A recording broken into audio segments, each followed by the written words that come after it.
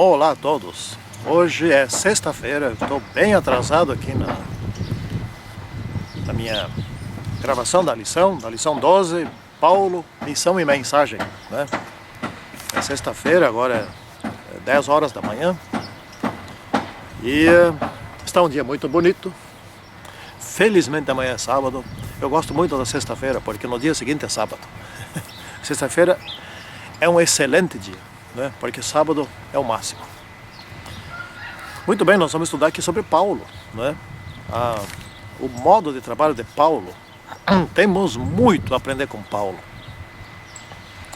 Eu não sei se não seria o caso de se ter um trimestre de estudos sobre Paulo como personagem, né? O próximo trimestre será sobre o livro de Jeremias. Vamos estudar o personagem Jeremias. Agora vamos estudar uma lição sobre Paulo. Muito bem. Vamos orar então. Santíssimo e poderoso Deus, esteja conosco nesse estudo, com todos os que estiverem estudando, ouvindo e lendo sobre este assunto, porque é por demais importante. Alguém que era grande inimigo de Deus tornou-se um dos melhores amigos, trabalhadores na sua obra. Te pedimos que nos influencies por esse estudo, em nome do Senhor Jesus Cristo. Amém. Muito bem, muito bem. Vamos ler aqui então o verso que está em Filipenses 3, 13 e 14. Irmãos, quanto a mim, não julgo havê-lo alcançado. Isso Paulo estava dizendo já indo para o final da carreira, né? Já adiantado, avançado na carreira. Mas uma coisa faço, esquecendo-me das coisas que para trás ficam, avançando para as que adiante de mim estão, prossigo para o alvo, para o prêmio da soberana vocação de Deus em Jesus Cristo. Paulo, ele olhava para frente. Isso não quer dizer que não devesse voltar, como ele fazia, né? Ele confirmava as igrejas, ele mandava cartas, etc. e tal. Não é isso. E sim caminhar sempre para frente. É nesse sentido que Paulo está falando. Você não deve parar, você não deve desanimar, né? Não deve dizer, mas não deu certo ali, não deu certo lá, ali ninguém se converteu, ali, não, etc. Não, não. Avançar. Né? É como um exército, é como um atleta, como um corredor. Né? O corredor, os ciclistas, por exemplo, eu sou ciclista. Né? Olha só, por ser ciclista, eu tenho problema de colesterol. Eu tenho. E o ciclismo é de alta intensidade, né? Então, o meu mau colesterol LDL está 43. Se alguém precisar resolver esse problema, está aí a dica. Então, vamos aqui estudar o caso de Paulo. Paulo escreveu 14 cartas, não é? Aconselhou, ele encorajou as igrejas. Ele não era negativista, não é? Não era negativista. Ele era alguém que olhava para frente e não ficava batendo nos membros. Eu vejo assim muitos ministros, mas tem muitos, mas não todos. Muitos ministros que só reclamam, né? E tudo que dá errado na igreja, os membros são os culpados. Sabemos, pela teoria da administração e também pela história do povo de Deus, que sempre, olha só, sempre, os culpados são os líderes, sempre. E Paulo foi um líder. E o que ele fazia? Ele pregava Jesus Cristo, e Jesus Cristo crucificado e ressurreto. Jesus Cristo ressuscitou. Ele chegou a dizer, nós vamos ver mais adiante aqui, que se não tivesse ressuscitado, nem precisava pregar. Estava tudo perdido, não tinha mais esperança alguma, né? Então nós temos aqui a questão cultural. Bom, os gregos era um tipo de cultura, os judeus outro tipo de cultura, os africanos outro tipo de cultura, os asiáticos outro. E, enfim, cada raça, ou melhor, cada etnia, cada povo é um tipo de cultura. Então você tem que entrar naquela cultura, tem que se identificar com aquela cultura sem ser afetado negativamente pelas coisas negativas daquela cultura. Mas tem que respeitar a cultura, mesmo que não seja uma cultura que tenha coisas corretas. Aliás, qual cultura aqui na Terra é referência? Não, nenhuma. Nós pertencemos à cultura do céu. Então nós não podemos ficar trazendo para dentro da igreja coisas de qualquer cultura qualquer uma, nenhuma está 100% correta, nenhuma.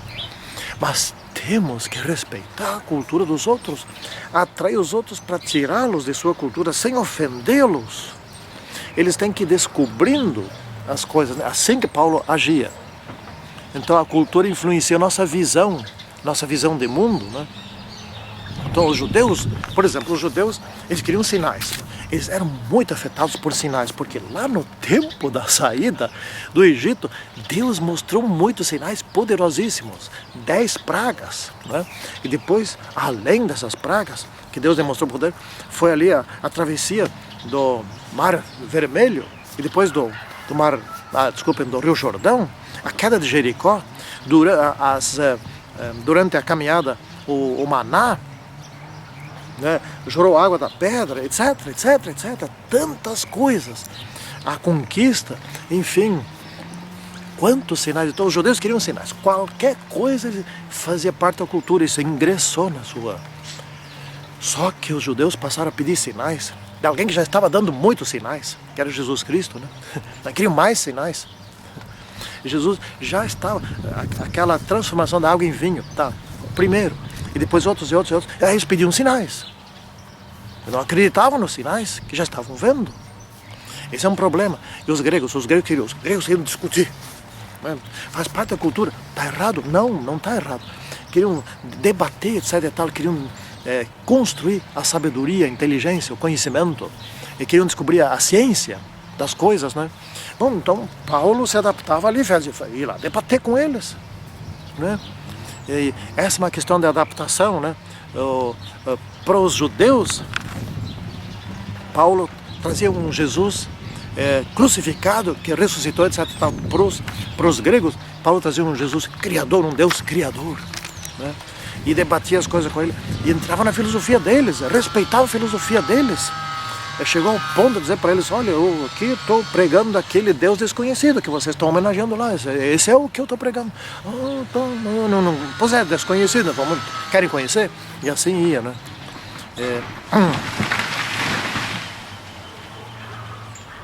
Opa, não sei se ouviram o barulho, mas estão serrando uma árvore e ela agora acabou de cair.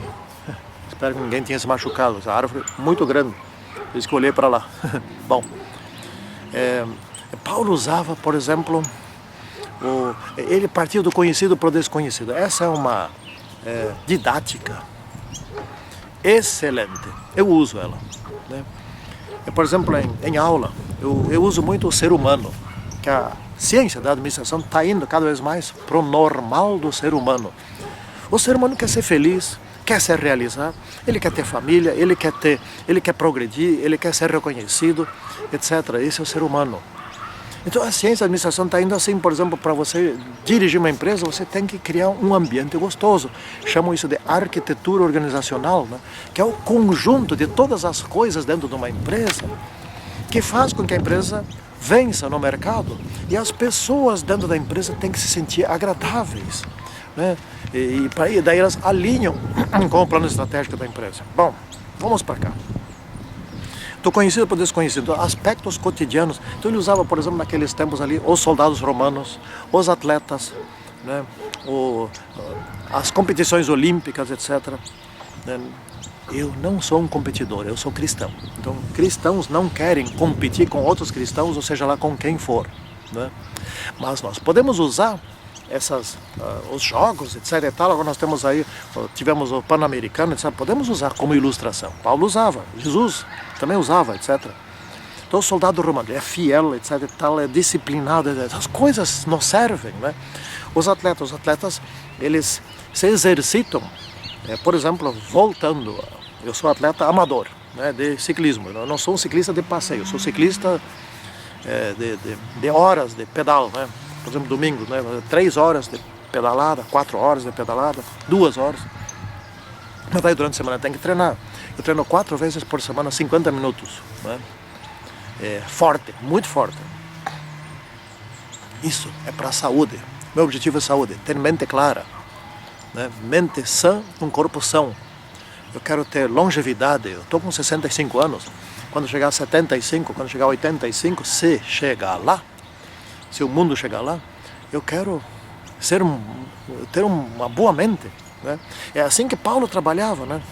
Então nós somos competidores espirituais, né?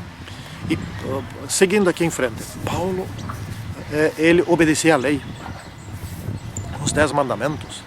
Ele defendia os 10 mandamentos. Ele disse bem claramente, os 10 mandamentos continuam valendo. E eu pergunto para vocês, vamos raciocinar um pouquinho, né?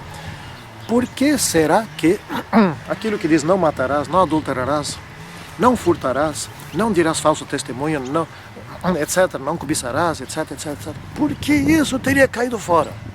Né? E o mesmo disso diz assim, guardarás o sábado, lembra-te do sábado, etc. Porque isso é questão do amor. Bom, hoje se defende tanto amor, mas onde está a essência do amor? Se não é guardar o sábado, ou seja, neste dia eu me dedico exclusivamente ao meu Criador. Isto é o sábado, esta é a lógica do sábado. Pergunto, por que isso teria caído? Me explica. E assim vai. A cruz e a ressurreição, por exemplo, aqui.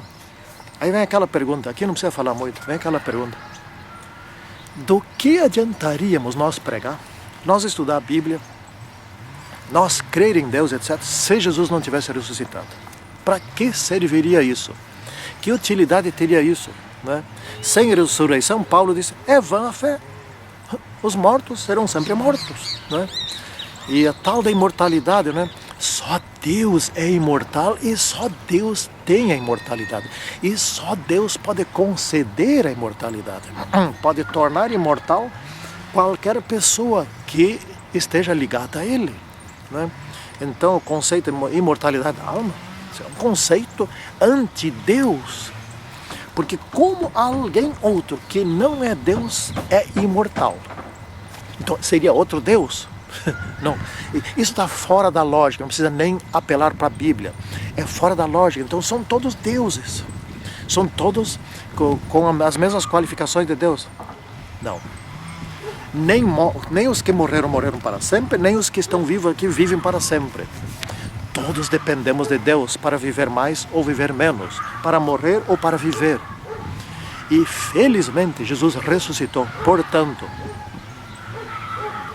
Aí a pergunta, que valeria a fé sem ressurreição? Felizmente Ele ressuscitou e nós estamos agora com esperança, temos esperança, né? E Ele está no céu, né? Bom, enfim, aqui a tal da convivência com os outros. Às vezes existe, permeia muito entre as pessoas, inclusive entre nós, a lei do canalha. Eu chamo assim, essa não é uma invenção minha, né? Paulo era franco, né? Um dia desse ele enfrentou Pedro. Pedro dissimulou, ou seja, fingiu, quando ele estava lá, os judeus não estavam lá, onde ele se encontrava, entre os gentios, ele comia com os gentios, etc. Vieram os judeus lá, e ele parou de comer com os gentios.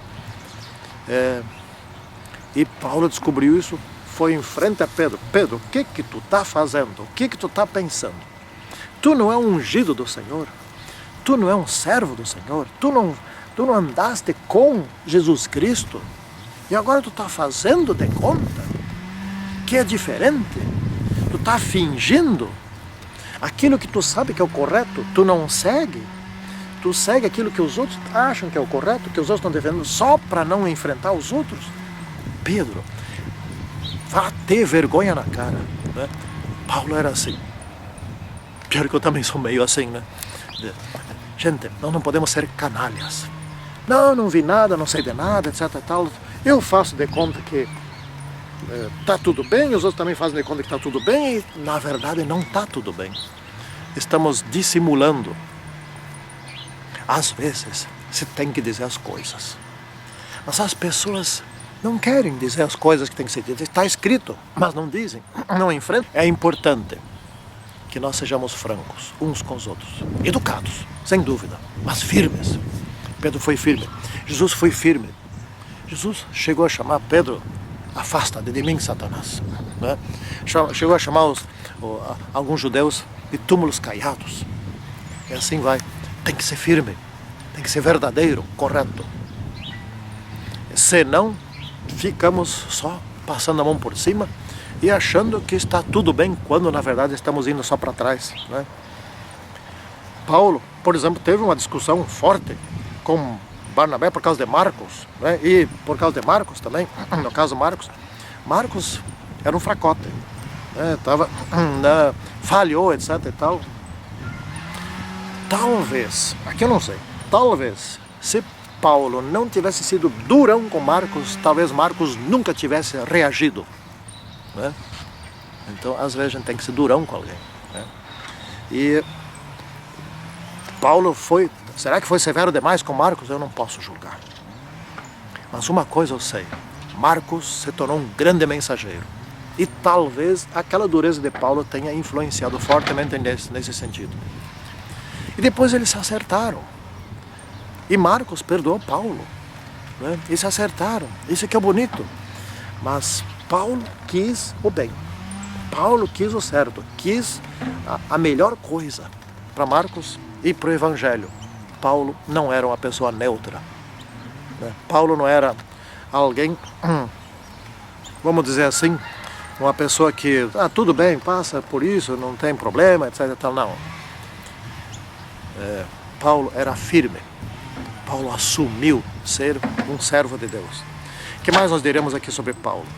Paulo era um intelectual, era um profundo estudioso, alguém que se preparou, ele se qualificou, ele pediu a Deus, Deus completou a qualificação dele, construiu nele, a tal ponto que quem mais poderia ir lá discutir com os gregos, com os sábios gregos? Paulo foi, e não teve medo, né? E vários deles se salvaram entre os gregos. Paulo foi muito poderoso. Paulo andou com Deus.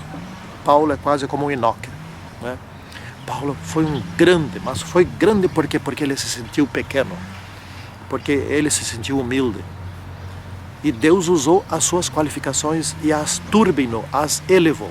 É isso que Deus quer fazer com todos nós, que assim seja. Amém. Santíssimo e poderoso Deus, te pedimos as tuas bênçãos a todos nós. Em nome do Senhor Jesus Cristo. Amém. Tchau.